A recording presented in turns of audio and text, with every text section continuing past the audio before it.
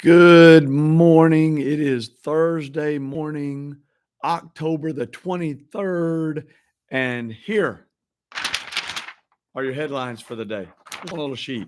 I've got three things I want to talk to you about this morning. Just three. Almost, I thought, just three. I don't know if I'll do this, but um, a couple of these I really want to talk about. The last one, anyway. Here we go. Um, if you're watching, if you're watching on Facebook, just give me a like. If you're watching from there, give me a like. Let me know you're watching. If you're watching on YouTube,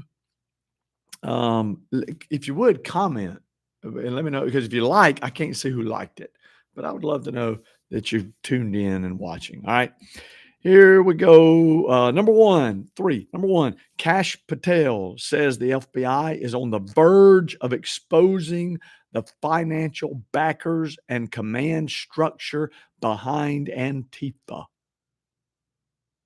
That'll be interesting to watch play out. Number two, Claremont United Church of Christ. I think this is in California. Hosted a service blending Netflix's K-pop Demon Hunters with Holy Communion. Reverend Jacob I can't say his last name, Buccolz, Buchholz, I don't know. After viewing the film K-pop Demon Hunters with his transgender nephew, lauded it effusively. So good. Oh, so good. K-pop Demon Hunters, so good. The characters, the music, the themes, the message, all incredible. He then rejected literal demons, claiming, I've always been uncomfortable with the way that modern evangelicals talk about demons and the demonic as if they were some sort of literal externalized force walking through the world, causing havoc and tempting people away from God. Always been uncomfortable with that, even though that is exactly the way this book portrays them. Exactly. So he's always been uncomfortable with the way the Bible talks about demons, but K-pop Demon Hunters, oh, it was beautiful. It was wonderful.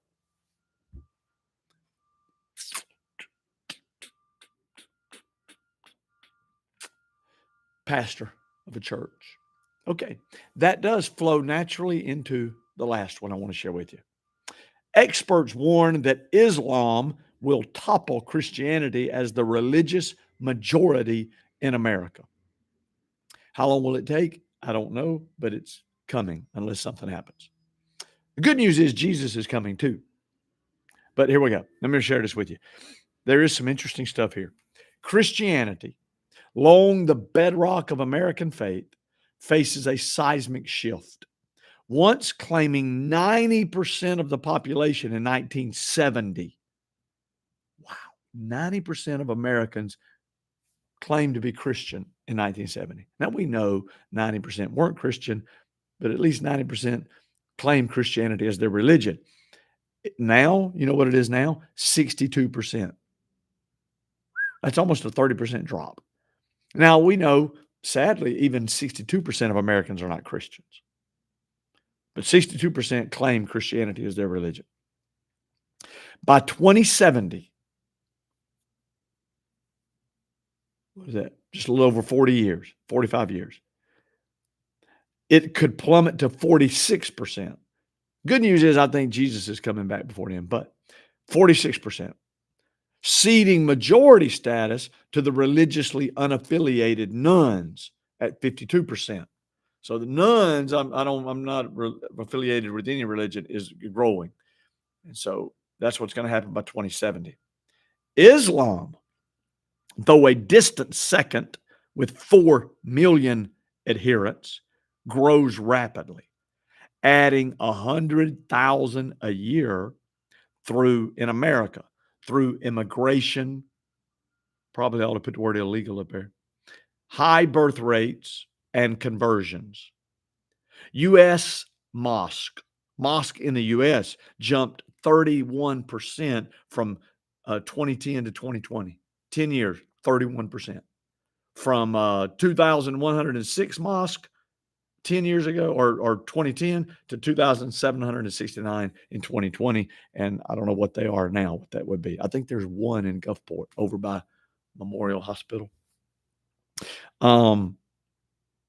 Globally, Islam expanded 20.7% from 2010 to 2020, outpacing Christianity's 5.7%. So in 10 years, Christianity around the world grew 5.7%. Islam grew 20%. What's going on? While Islam advances, Christianity erodes from within. Over 1,500 churches closed between 2010 and 2020. Pastor Brent Medeiros of Hometown Hope Ministries decries diluted doctrine. This guy says it's because of diluted doctrine. I think he's right. Quote, pastors are not preaching the whole counsel of God. That's what he said. That sounds like something I would say. We talked last night about how my job is to teach this whole book. We don't skip any of it. Word by word, verse by verse, all of it. Even the parts that some people, well, that's boring. We dig into that too because it's all the Word of God, and the people of God need to know the Word of God. Seminaries, this sounds like some stuff I said last night. Seminaries are certifying people to lead churches who have no business doing so.